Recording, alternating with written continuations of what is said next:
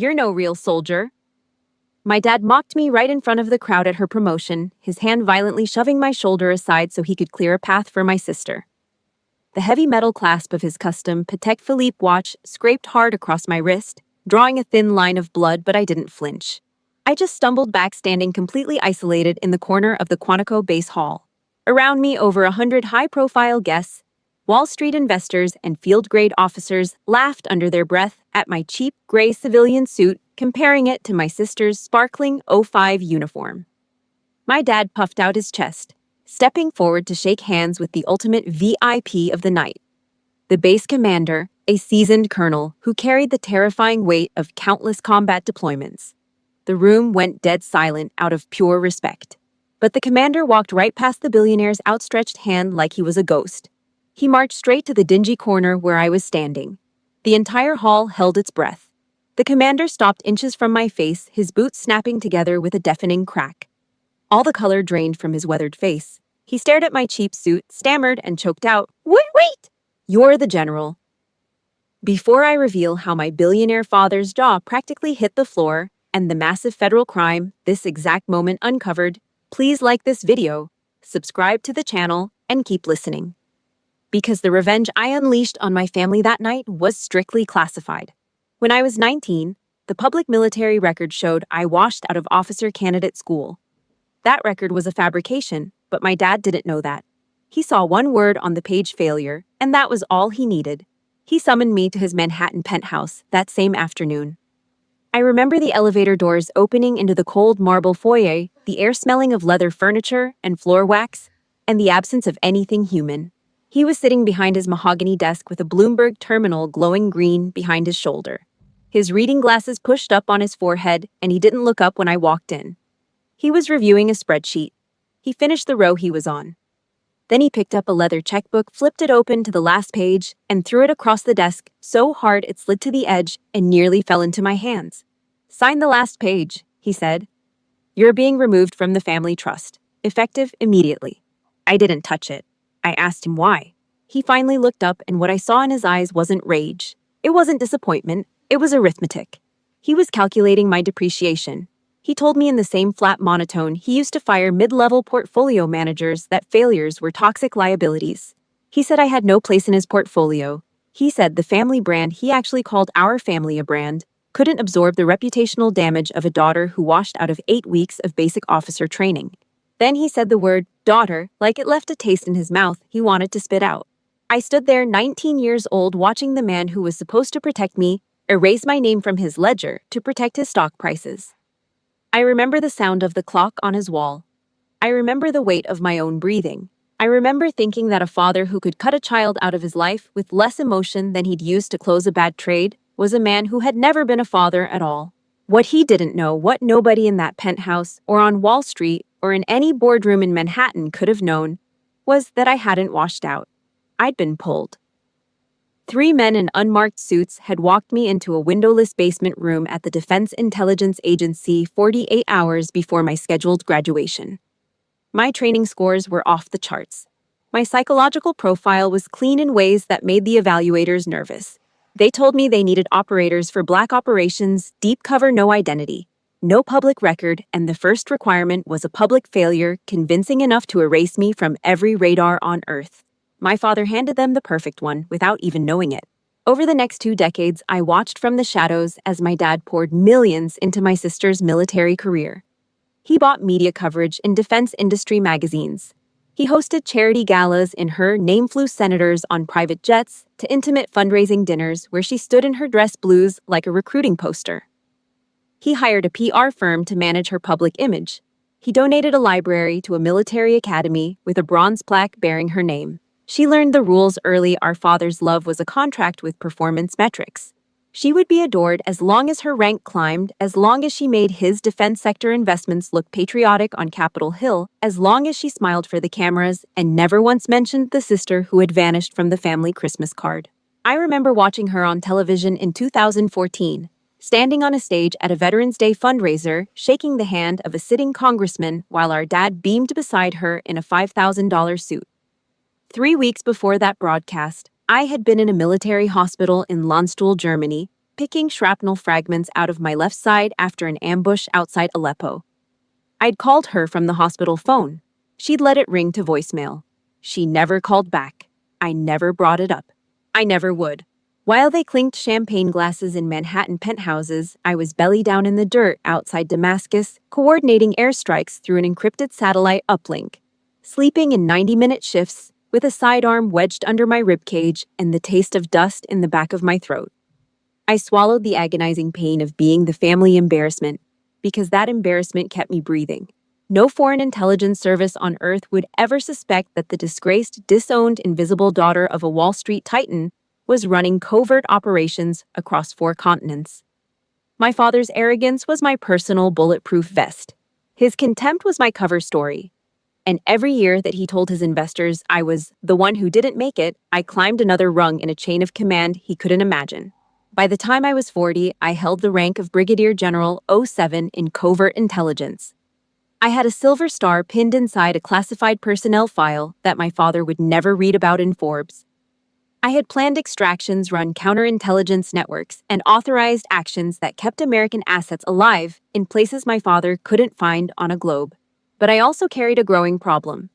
The deeper I climbed into the intelligence world, the more my family's very public dysfunction became a vulnerability that other people could exploit. Enemy operatives tracked family connections through social media. Former assets with grudges dug through public records.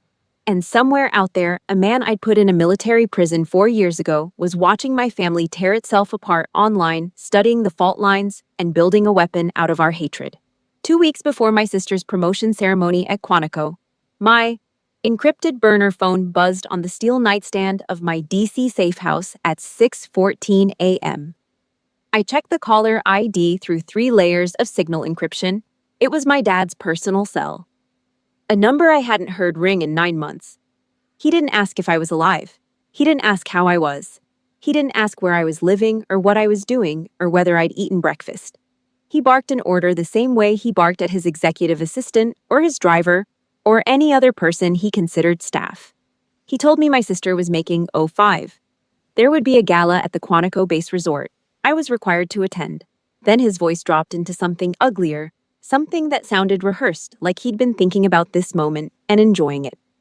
He told me to wear my cheap clothes. He said he wanted his investors to see the difference. Those were his exact words. See the difference between a high-yield asset and a bottom feeder. He used financial terminology to rank his own daughters. He sorted us into portfolio categories the way other fathers sort socks. I held the phone against my ear and listened to his heavy, arrogant breathing. The vein in my jaw pulsed. My grip tightened on the phone until I heard the case creak. But I didn't argue. I ran the tactical breathing sequence I'd learned in sniper qualification: 4 seconds in through the nose, 4 seconds hold, 4 seconds out through the mouth, until my heart rate dropped below 60. Then I calculated the angles of this operation the way I'd calculate a fire zone. Entry points, exit routes, fields of vision, acceptable losses. I already knew what he was planning. He was building a stage. He wanted me in the audience as the designated failure, the contrast that would make my sister's spotlight burn brighter. I gave him a 2-word answer. I'll attend. I hung up before he could deliver another insult. 3 seconds later, the phone buzzed again. A text from my sister. 5 words. No punctuation. Try not to embarrass us. I stared at the screen for 10 seconds. Then I set the phone face down on the nightstand and walked into the reinforced back bedroom of my safe house. I thought about calling her back. For exactly 4 seconds, I considered typing a response, something sharp, something that would crack that smug, performative loyalty she wore like body armor. But I stopped myself. I'd learned years ago that engaging with my sister's cruelty was like feeding ammunition to the enemy. She didn't text me because she cared whether I embarrassed anyone.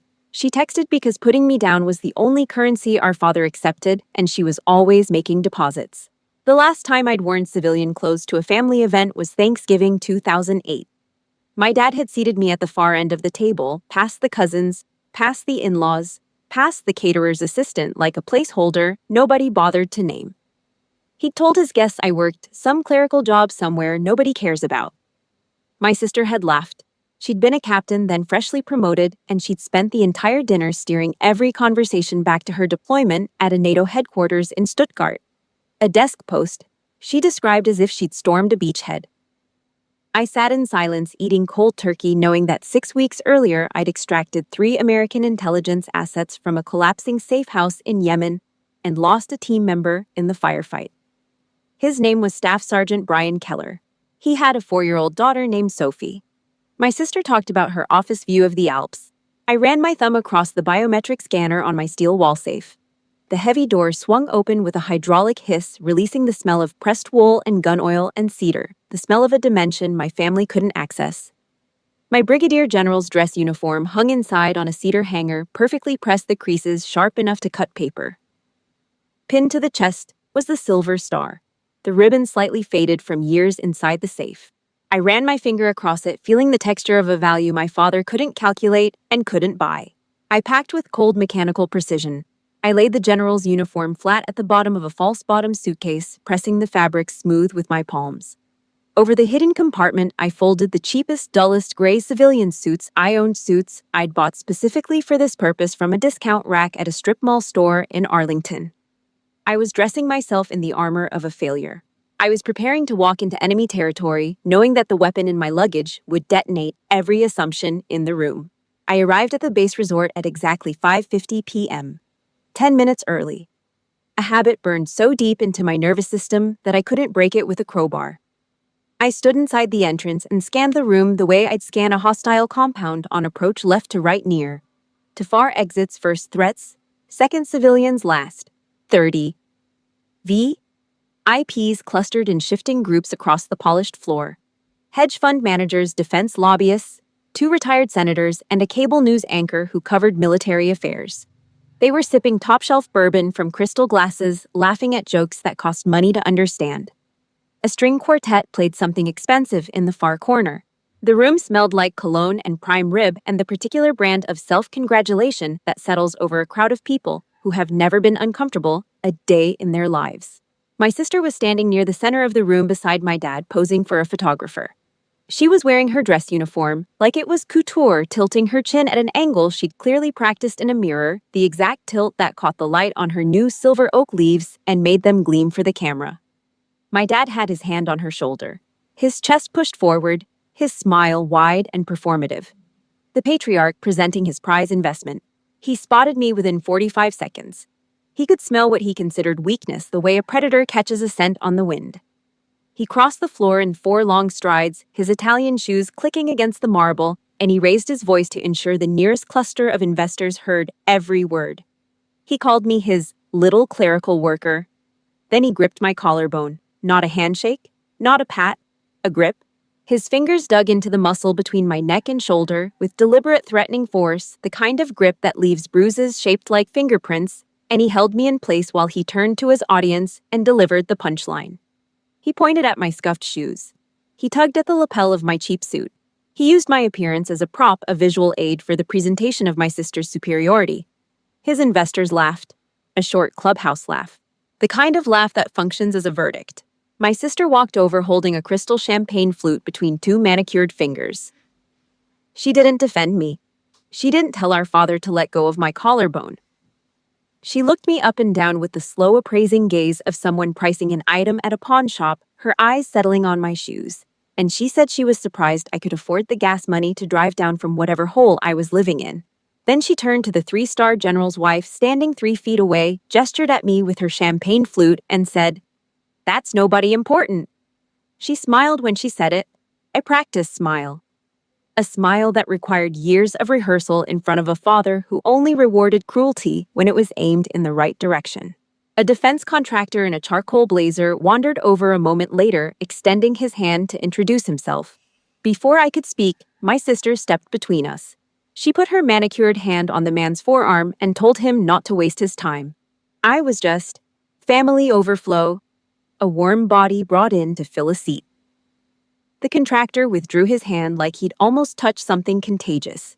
He glanced at my shoes, murmured something polite, and pivoted back toward the bar. I watched the calculation happen behind his eyes in real time. This woman has no value here, the same ruthless arithmetic my father ran on everything and everyone. My sister had learned it perfectly.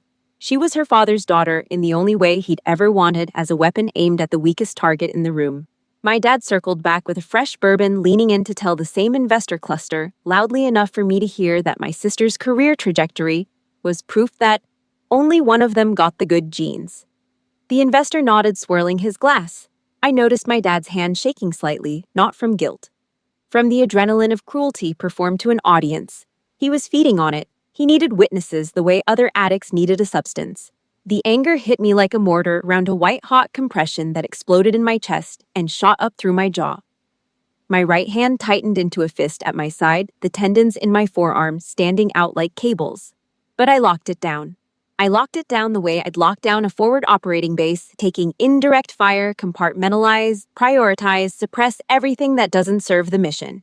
I picked up a glass of ice water from a passing server's tray, took a slow, deliberate sip, and stared directly into my father's dilated pupils. I gave him nothing. Not a word. Not a flinch. Not a crack in the wall. I let them feast on their own arrogance, gorging on the fantasy that they were standing on solid ground, completely unaware that every tile beneath their expensive shoes was wired to blow. Now I bring you back to the exact second after the commander stammered his realization. "You're the general." Those 3 words hit the room like a concussion blast. The sound wave of the commander's shock rippled outward, crashing into every conversation, every handshake, every champagne toast in the hall. My father's smirk wasn't just erased, it was ripped off his face like a mask torn away by force. His jaw dropped physically, dropped his mouth, hanging open in a way I'd never seen in my life. His skin turned an ashen, sickly gray that burned through his spray tan like acid through paint. Behind him, champagne glasses clattered against tabletops.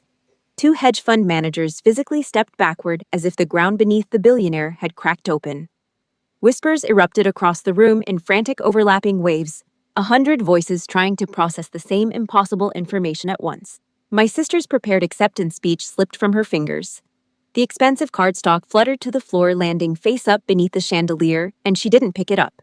She stood frozen, her champagne flute still raised halfway to her lips. Her mouth slightly open, her eyes ricocheting between me and the commander like a trapped animal, scanning for an exit that didn't exist. Her other hand reached out and gripped the back of a chair for balance, the same hand that had gestured dismissively at me 20 minutes ago when she called me nobody important. Across the room, the defense contractor my sister had steered away from me, set his bourbon down on the nearest table, and stared. The general's wife, who had smiled politely at my humiliation, now had her hand pressed over her mouth.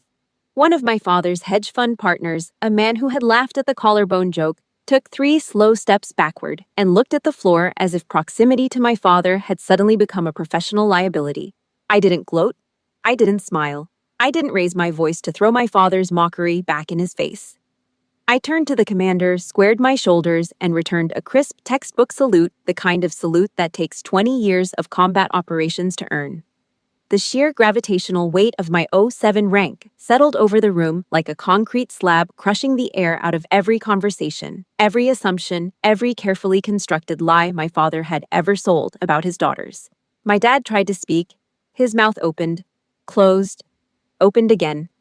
His hand twitched toward his breast pocket, the checkbook reflex, the muscle memory of a man who had bought his way past every obstacle for 40 years, but his fingers found nothing to grip. There was nothing to buy here. His throat was paralyzed. The investors he'd been performing for all night were now staring at him with the slow, recalculating expressions of men who were reassessing a business relationship in real time. He was standing on federal grounds, surrounded by officers who answered to rank and merit, not money. And the nobody daughter he'd been using as a punchline for 2 decades held a star on her shoulder that outranked every person at his table. The silence lasted 3 seconds. Then my encrypted tactical pager screamed, not buzzed, screamed, a shrill, ear-piercing tone that I'd only heard in combat zones and crisis simulations, the kind of sound that rewires your nervous system in a fraction of a second. Red level alert from the Pentagon. I pulled the pager from my waistband and read the 3-word message on the screen that turned a family humiliation into a national security crisis: cyber breach detected. A massive intrusion had been identified inside the base's secure, classified network. The party atmosphere didn't just end, it detonated. I dropped my civilian disguise completely. My posture shifted, my voice dropped into the clipped, hard-edged command tone I used in tactical operations, and I started issuing orders. I told the base security detail to lock down the building perimeter. I ordered all exits sealed. I pointed at the nearest military police officer and told him nobody leaves until I say so. Then I pointed at my father and said 2 words. Sit down. He sat. I commandeered a secure terminal from the base communications officer and powered it up right there in the hall, my fingers moving across the encrypted keyboard with 20 years of muscle memory. The initial diagnostic report flashed red across my screen. The intrusion wasn't coming from an external foreign IP. The malicious code had entered the network from a USB drive, a physical device plugged directly into the base mainframe, less than 6 hours ago. I traced the digital footprint with surgical precision, peeling back proxy layers and false routing paths until I hit the device registration file buried at the origin point. The registered owner of the infected USB drive was my sister. I looked up from the screen. Across the ruined gala, she was still standing in the same spot where she'd dropped her speech, her face chalk white, her new silver oak leaves glinting under the chandelier like a bad joke. I held her gaze for 2 full seconds. She knew. I could see it, the recognition, the dawning horror rising through her face like water filling a sinking ship. It was 2 a.m. The party decorations were still hanging in the resort hall next door. The champagne flutes abandoned on white tablecloths, the string quartet's music stands standing empty but in the Tactical Operations Center, buried in the guts of the base. The only decoration was the red wash of emergency lighting across bare concrete walls. I stood in full combat fatigues, boots planted on the cold floor, running the federal investigation from a steel table stacked with classified documents. The fluorescent overheads had been killed. Only the red emergency strips were on, painting every face in the room the color of a wound. My team of 6 counterintelligence analysts worked silently at their terminals, the click of their keyboards the only sound competing with the low hum of the backup generators. Down the hall, in a military holding cell designed for enemy combatants, my sister sat on a metal bench in a gray detainee jumpsuit. Her dress uniform had been confiscated as evidence. The Society magazine photographer, the champagne, the oak leaves, all of it stripped away. I could hear her weeping through the concrete walls. Not the delicate crying of a woman who'd been embarrassed at a party. The raw animal choking of someone whose entire identity had just collapsed. At 2:47 a.m., the heavy steel blast doors of the operations center swung inward with a bang that shook dust from the ceiling. My father stormed through the gap, flanked by 3 corporate lawyers in dark blue designer suits, the kind of lawyers who charged $1,000 an hour and had never set foot on a military installation in their lives. My dad was screaming at the 2 military police escorts, his voice cracking with the desperate fury of a man who had always been able to buy his way past every locked door, and was discovering for the first time in his life a door that didn't have a price. He waved his checkbook in the air. He threatened to call the Secretary of Defense. He threatened to call his congressman. He pointed at a young MP, a kid who couldn't have been older than 22, and told him he'd have his career incinerated by sunrise. The kid didn't blink. He'd done 2 tours in Fallujah. He'd been shot at by people far more dangerous than a man in a suit. I walked out of the red shadows behind the main terminal bank. My boots echoed on the bare concrete in a slow, deliberate cadence, the same rhythm I used to walk down the corridor of a detention facility in Bagram. I stopped 6 feet from the lawyers and pointed directly at them. I informed them in a voice that carried the full weight of federal statute and the quiet menace of a woman who had interrogated men in black sites, that they were standing inside a level 4 classified facility without military security clearance. I told them they had 15 seconds to surrender their cell phones, their briefcases, and their attitudes, and exit the building under armed escort. Or I would have all 3 of them detained, strip-searched, and held for 72 hours on suspicion of unauthorized access to a restricted intelligence installation. The lawyers looked at my father. My father looked at me. I didn't blink. I didn't move. I counted down from 12 out loud. The lawyers left. The guards escorted them into the cold Virginia darkness, their Italian leather shoes clicking across the asphalt parking lot until the sound disappeared into the night. My father stood alone in the center of the operations room, surrounded by soldiers in combat fatigues who answered to my authority, not his money. The red emergency lights turned his spray tan into a sickly orange mask. He screamed in my face. He called me ungrateful. He called me a disgrace. He raised his hand to jab his finger into my chest. Two MPs stepped forward simultaneously, hands on their sidearms. He lowered the hand. I told him to sit down, or I would personally put him in federal restraints for threatening a general officer. He collapsed into a steel folding chair, sweat soaking through his custom shirt, his breathing shallow and rapid. I sat down across from him at the steel table and explained in the calm clinical tone of a classified briefing what his golden child was facing. Federal espionage charges under the Uniform Code of Military Justice. The USB drive she'd plugged into the mainframe had carried a sophisticated Trojan horse that had accessed top-secret defense intelligence files. The minimum sentence was 15 years in a military prison. No bail, no plea bargain, no corporate lawyer on earth had jurisdiction inside this room. I watched his face while the information landed. I watched the exact moment the arithmetic happened behind his eyes, the same cold calculation I'd seen 21 years ago in his penthouse when he threw the checkbook across the desk. The same merciless cost-benefit analysis. The same dead transactional stare. He looked at me. His eyes went flat. "If she's guilty, lock her up," he said.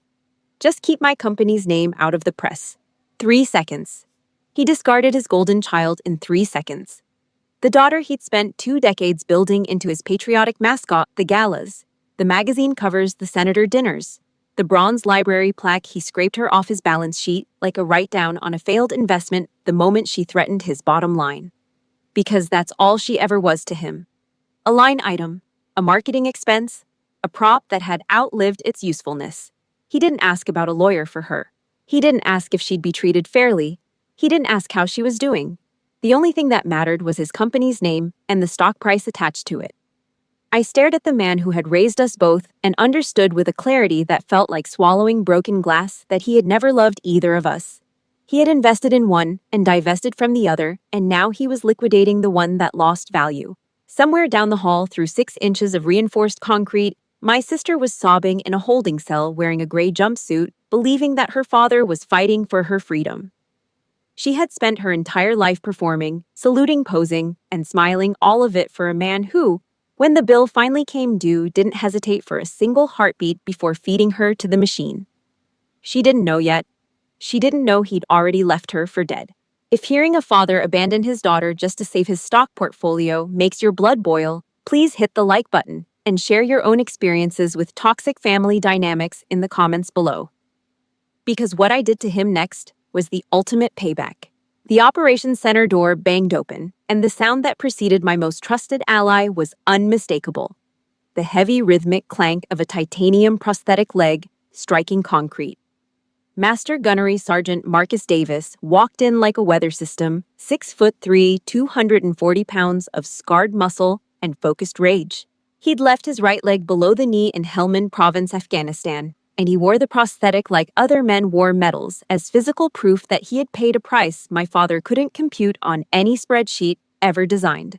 Davis looked at my dad the way a combat veteran looks at a man who has never sacrificed anything harder than a golf handicap.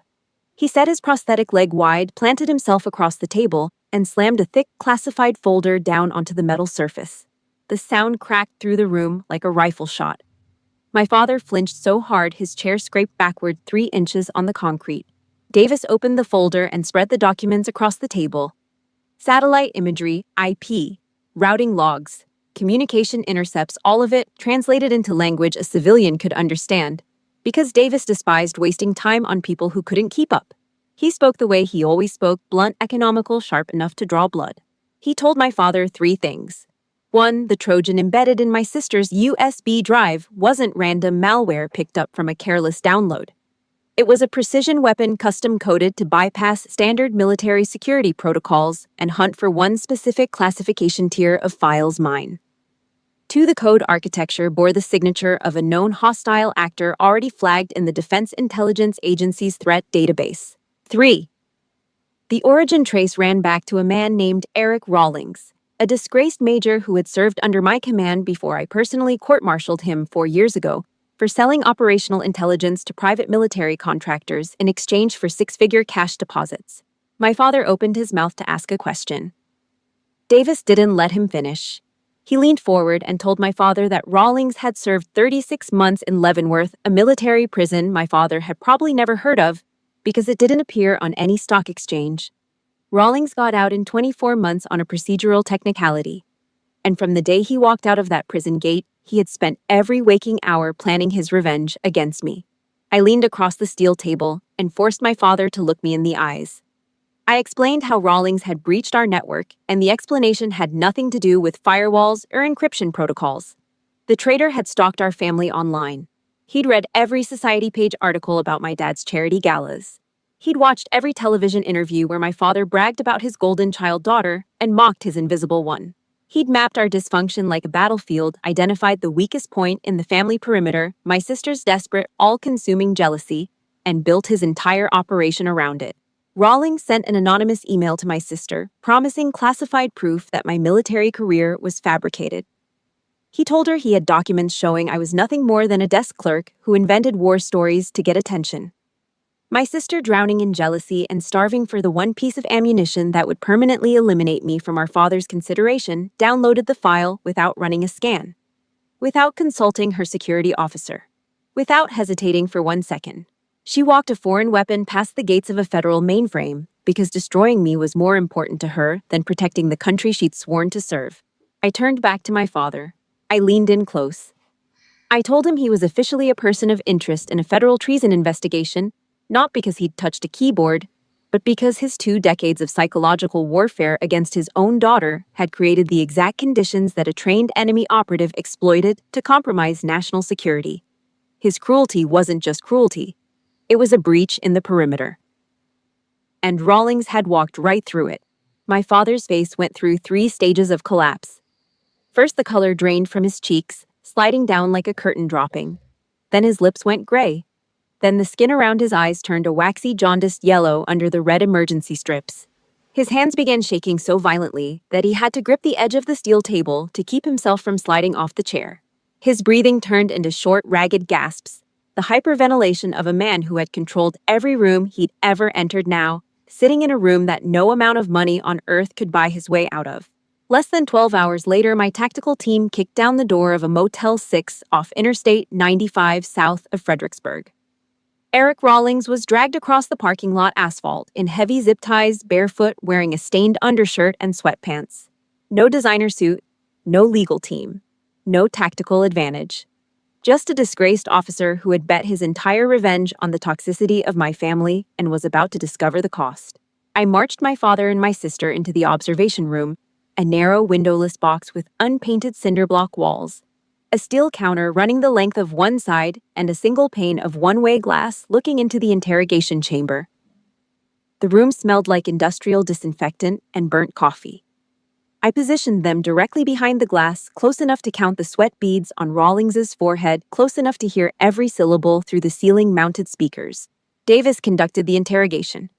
He sat across the bolted-down table from Rawlings with the classified folder open between them, his prosthetic legs stretched out to the side, his scarred hands folded on the metal surface. His voice carried the low, steady menace of a man who had buried friends in foreign soil and had no patience left for games. Rawlings didn't deny the hack. He leaned forward into the microphone, grinning like a man who'd already accepted his sentence and decided the only pleasure left was watching the collateral damage. He told Davis it was the easiest operation he'd ever run.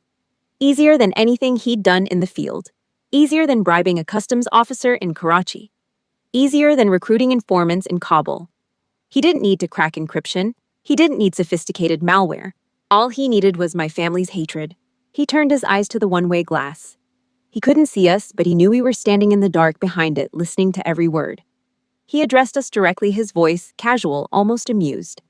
He said he'd spent 6 months studying my family online. He'd read my father's interviews in Forbes and Bloomberg. He'd watched the charity gala footage on YouTube. He'd found the Society page photos where my sister posed with senators while I was nowhere to be seen. He said the dysfunction was so obvious, so publicly displayed, so aggressively performed, that building an attack plan was like reading a blueprint someone had left on the sidewalk. He leaned back in his chair and recited my father's own words back through the glass. He quoted the high-yield asset and bottom feeder line words my father had said to me on the phone 2 weeks ago. He told Davis that a man who sorts his own children into financial categories will always produce at least one child desperate enough to do anything for approval. He said my sister's jealousy was so raw, so starving, so pathetically easy to trigger that she'd downloaded a classified weapon of espionage for the price of a single anonymous email promising dirt on her own sibling. He called her the cheapest asset he'd ever recruited. He said it cost him nothing but a paragraph of lies and her own father's cruelty. Beside me in the dark observation room, my sister made a sound I'd never heard come out of a human being. Something between a gasp and a moan. Her knees buckled. She reached for the counter, missed, and collapsed onto the cold linoleum floor. The sobbing that came out of her was raw, choking animal, not the sound of embarrassment or regret, but the sound of an identity being destroyed in real time. Every medal, every promotion, every handshake with a senator, every posed photograph, every year she'd spent performing for a father who measured love in quarterly returns, all of it was ash now.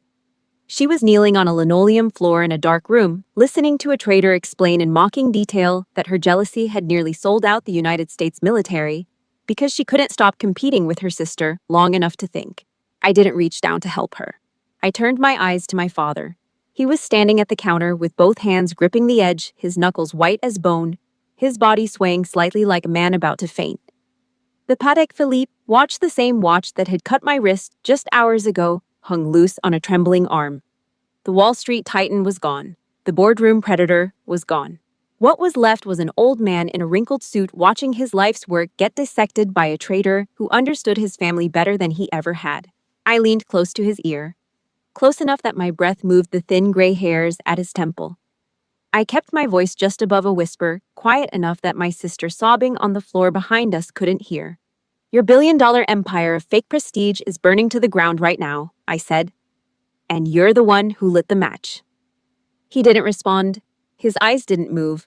I wasn't sure he was breathing. 1 week later, Quantico hosted the annual Strategic Command Summit.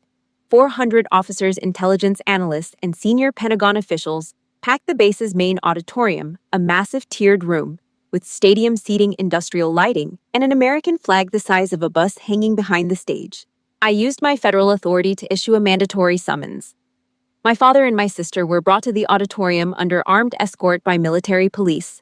They were seated in the very front row, not in VIP chairs, not behind a privacy barrier on 2 metal folding chairs directly beneath the podium. My father was stripped of every layer of status he had spent his life accumulating. The officers seated around him knew exactly who he was. They knew what his parenting had enabled. Nobody spoke to him. Nobody made eye contact. He existed inside a perimeter of silence so complete it was like sitting in a vacuum. I climbed the 3 steps to the podium in my full dress uniform, pressed squared, impeccable.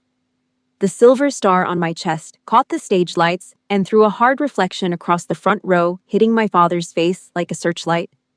I adjusted the microphone, and the brief squeal of feedback cut through the auditorium like a blade drawn across stone.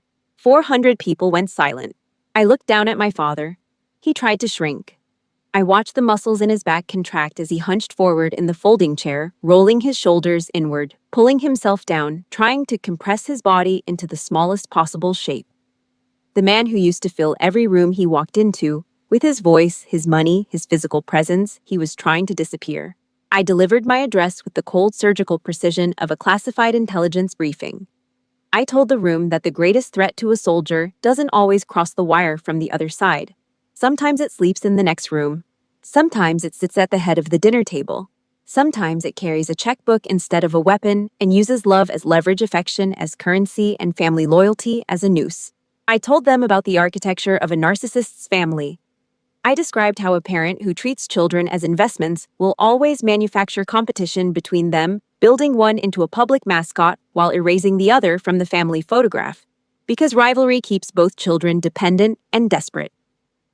I described the specific mechanics, the conditional praise, the public comparisons, the strategic withholding of affection until it produces the desired performance.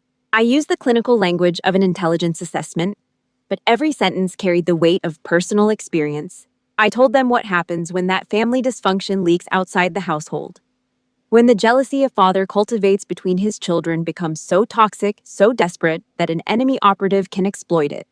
When a parent's cruelty becomes the unlocked door that a traitor walks through. I never raised my voice. I never pointed at anyone. I never said my father's name. The silence in the room was so absolute I could hear the air conditioning. I paused. I gripped the edges of the podium. I looked out across 400 faces, men and women who had bled for this country, who had lost friends and limbs and years of their lives in service, and I told them the hardest truth I knew. That some of them were sitting in this room carrying invisible wounds from their own families. That the scars from a parent's words sometimes cut deeper than shrapnel. That choosing to walk away from a toxic bloodline is not betrayal, it is survival. The auditorium erupted in whispered fury. Officers turned in their seats to stare at the billionaire in the front row. I could see faces hardening all across the tiered seating, combat-tested faces that didn't flinch at incoming fire, now looking at my father with a contempt that money couldn't soften and lawyers couldn't negotiate. My father stared at the floor between his shoes. His hands were clasped so tightly between his knees that the tendons stood out like wires. The folding chair creaked beneath him as his weight shifted. He was trying to become invisible in a room full of people who had spent their careers mastering the art of observation. Then my sister stood up. She was 3 chairs from my father. Her face was swollen and wet. Her hands were shaking so badly I could see the tremors from the podium 15 feet away. But she stood. She planted her feet, she turned her body to face the stage, and she locked eyes with me. For the first time in 30 years, I saw something in my sister's face that wasn't jealousy. Wasn't competition. Wasn't the desperate, hollow performance of a woman trying to earn a love that was never real. What I saw was surrender, not defeat release. She raised her right hand to her temple and held it there. The salute wasn't crisp. It wasn't regulation. Her fingers trembled, her arms shook. Tears ran down her cheeks and dripped off the edge of her jaw onto the collar of her uniform, darkening the fabric in small spreading circles. But it was the most genuine salute anyone in that auditorium had ever witnessed, because it cost her everything she thought she was. It cost her the father she'd spent her life performing for. It cost her the identity she'd built out of his approval. It was the first act of her life that wasn't done to impress him. The room held its breath. Then slowly one officer stood, then another. Then a row. The sound of 400 chairs scraping backward against concrete filled the auditorium like rolling thunder. My father sat in his folding chair surrounded by a rising wall of uniforms, completely and permanently alone. Not destroyed by a lawsuit. Not destroyed by a market crash. Destroyed by the truth spoken out loud in a room full of people who valued honor over net worth. On my last night at the base before deploying overseas, I summoned my father to my commanding office. It was a spare room, an oak desk, 2 straight-backed chairs, the Marine Corps flag hanging in heavy folds behind me, and a single lamp that carved hard shadows across the bare walls.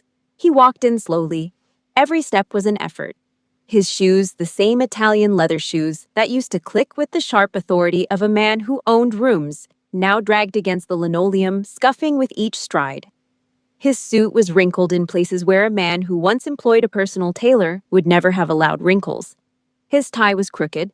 His face was drawn, the skin loose around his jaw. His eyes rimmed with the purple-gray circles of a week without sleep. He looked a decade older than he had at the gala. The billionaire who used to fill doorways with his physical presence now seemed to be borrowing space from the room. He sat in the chair across from my desk without being invited. He stared at the stars on my collar for a long time, his lips moving slightly as though rehearsing a sentence he couldn't quite begin. When the words finally came, his voice cracked like dry kindling. "If you had all this power," he said, "why didn't you just leave? Why did you stay and let me humiliate you for 20 years? I heard the question underneath the question. He was begging me to say I stayed because I wanted his love. He needed to believe that underneath the uniform, underneath the silver star, underneath 2 decades of classified operations, I was still the 19-year-old girl standing in his penthouse, desperate for his approval. Because if that was true, then he still mattered. If that wasn't true, if I'd never needed him at all, then he hadn't just failed as a father. He'd been completely devastatingly irrelevant as one. I put my pen down. I folded my hands on the oak desk. I looked at him with absolute zero emotion. Not anger, not sadness, not satisfaction, nothing. "I didn't stay for your love," I said. "I stayed because your public hatred of me was the perfect intelligence cover. Every time you called me a failure in front of your investors, you were building my alias. Every time you cut me out of a family photo, you made me invisible. And I used that invisibility to run operations that kept this country alive while you were playing pretend soldier with your checkbook." I let the silence fill the room. I let it settle into the corners and press against the walls until the quiet was louder than anything either of us had ever said. "You were never my father," I said. "You were a tactical asset, and your clearance just got revoked." I pointed at the door. He didn't move immediately. He sat in that chair for 5 full seconds, staring at my hands folded on the desk, the same hands that had gripped the false-bottom suitcase, that had traced the cyber breach on a classified terminal, that had signed the order to raid a motel in Virginia. His lips moved slightly, forming syllables that never became words. Then something collapsed behind his eyes, a final structural beam giving way, and he stood up slowly, using the armrest for support, his knees unsteady beneath him. He opened his mouth one last time. His jaw worked. He was reaching for something, an apology, an excuse, a final transaction. One more attempt to rewrite the terms of a deal he'd already lost. But there was nothing left on the table. Nothing left to leverage. No checkbook, no lawyer, no senator, no PR team. Just an empty old man standing in front of a daughter who had outplayed him for 2 decades, using the contempt he'd freely given her. He turned and walked to the door. His hand trembled on the knob. The door opened, and for a moment he stood in the frame, his silhouette thin and stooped against the fluorescent light of the hallway.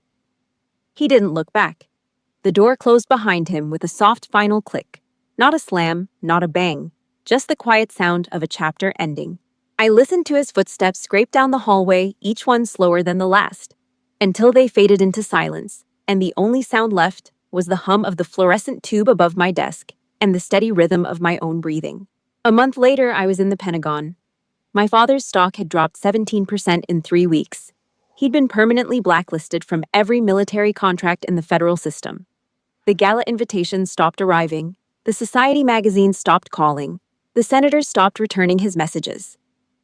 The Wall Street titan was learning for the first time what it felt like to be erased from someone else's portfolio. I was sitting at my desk on a Tuesday morning reviewing a classified operational brief when my aide knocked twice and handed me a small crumpled package. No return address. Brown paper badly taped, the corners bent like someone had wrapped it on a kitchen counter in a hurry. I opened it carefully out of habit. 20 years of handling suspicious packages in combat zones doesn't leave you even when you're stateside. Inside was a cheap supermarket cake. The kind sold in a plastic clamshell near the bakery checkout, bright blue frosting. White trim, a yellow smiley face sticker on the lid, $3.99. The plastic wrap was peeling away from the icing, and a corner of the frosting had smeared against the cardboard where it shifted during shipping. It was the ugliest, most beautiful thing I'd ever received. Tucked underneath the box folded once was a piece of lined notebook paper torn from a spiral-bound journal covered in handwriting. I recognized the loopy, oversized cursive my sister had used since middle school. The ink was slightly smudged in one spot where a tear had fallen and spread the blue ballpoint into a small, soft stain. To my general, to my sister, thank you for waking me up. I held the note for a long time. I sat behind my Pentagon desk in my pressed uniform, surrounded by classified briefings and encrypted communications equipment, and I held a piece of notebook paper with smudged ink and stared at it until the words blurred. I ran my thumb across the tear stain, feeling the slight ridge where the moisture had buckled the fiber of the paper. She hadn't signed it with her rank. She hadn't signed it with her title. She'd signed it with nothing, just the words, just the truth, just the first honest thing she'd written in 30 years. Then I pulled the plastic off the cake, broke off a corner with my fingers, and put it in my mouth. The frosting was too sweet, the aggressive factory-made sweetness that only comes from a $3 cake mass-produced in a plant somewhere in New Jersey. And it was the best thing I'd tasted in 20 years. Better than any champagne at any gala. Better than any meal in any Manhattan penthouse. It tasted like something my father had never been able to buy and had never been able to destroy. I set the note inside my desk drawer next to the silver star and a photograph of Staff Sergeant Brian Keller's daughter that I'd carried since 2008, and I went back to work. If you believe that walking away from a toxic family is the ultimate victory, please hit the like button, subscribe to the channel, and share your thoughts in the comments. True strength isn't about winning their approval. It's about building a life they can never touch.